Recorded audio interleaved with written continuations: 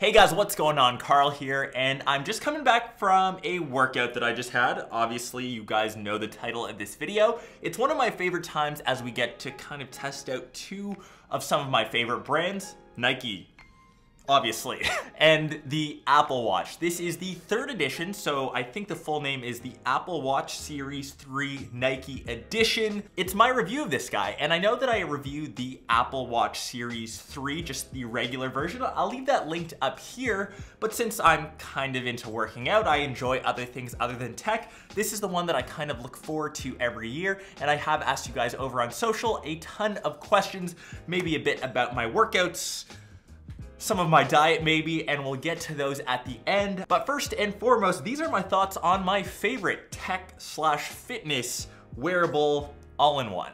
It is an all-in-one now. The number one question asks, what makes the Nike Apple Watch so special? And there are a couple different differentiating features between this and the regular ones. The first is they have these special Nike watch faces. I know it isn't anything too crazy, but since I've reviewed both, I do honestly prefer the ones on the Nike edition. I think they're super clean, they're bold, they're vibrant, they just look good compared to the other faces or the regular ones on the regular Apple Watch. The second feature is the integration into the Nike Running Club app. Those come standard on this version. And the third feature, which is probably my favorite, are the bands. They've got these special unique Nike rubber bands that are perforated, which kind of serve two purposes. The first, since they have holes in them, they let your skin breathe, especially when you're sweating and you're in the gym. They look dope. Second off, I think you can get a ton of different color options, especially if you're using this as a fitness device. It just feels great. As an actual fitness device, this is where it gets interesting. I definitely think it's improved as you can now use this solely. You can now go on a run while leaving your phone at home, but what happens when you play sports?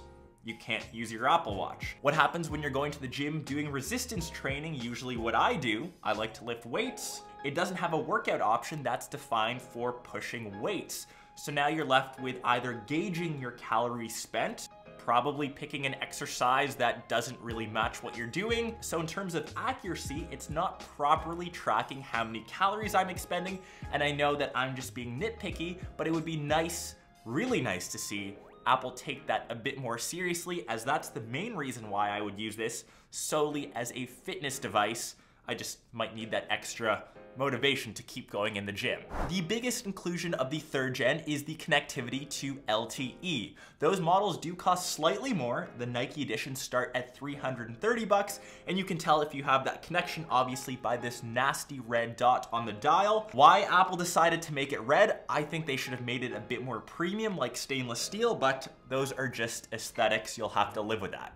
As I've mentioned in my Apple Watch 3 review, you can now essentially leave your house, do your workouts, go to the grocery store, and be free of your smartphone, as you can do everything with this guy. And that now brings me to the performance, which is just like every Apple Watch 3, Apple Watch Series 3. It's awesome. The new chipset means that every app that you run on the watch runs exactly like it would on an iPhone. The experience is fluid, it's quick, there is no stutter or lag, and that's a huge difference between this version and especially the first version, Series 1.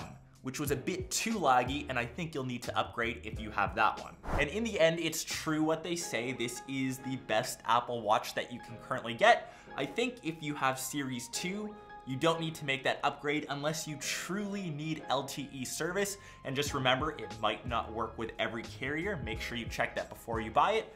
Or if you have Series 1, I think it's worth the upgrade definitely. And if this is your first device, spend the extra money. Go Team Nike, and this is in no way sponsored, even though I drop all of my money on Nike stuff. Nike, if you ever see this and you want to sponsor me, totally open to it.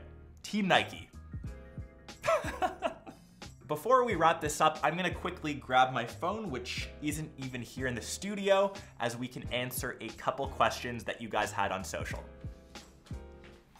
Jeremy, what makes it unique besides the extra apps and watch faces?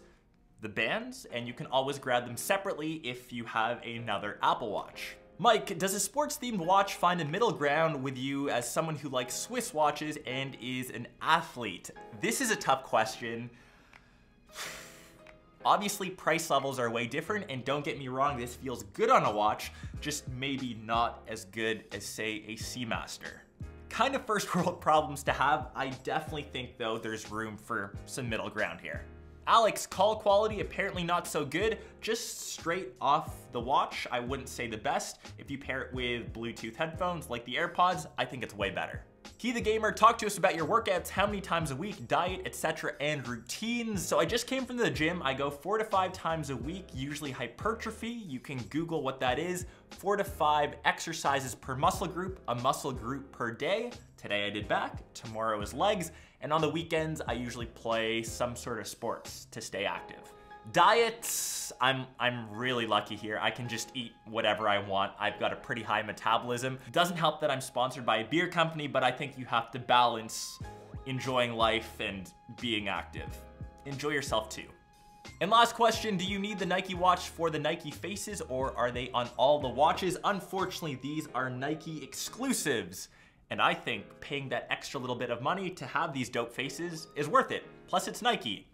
Team Nike, sponsor me, please. Anyways, I hope you guys enjoyed my review of the Nike Apple Watch 3. I hope that Q&A session kind of helps some of you that are interested in my life outside of tech, as I do like other things, as we all should. If you're super interested, probably follow me on Insta, as I post a lot of behind the scenes stuff, plus what I do day to day outside of here in the studio. And for the rest of you, I'll catch you in my next episode or vlog. Peace.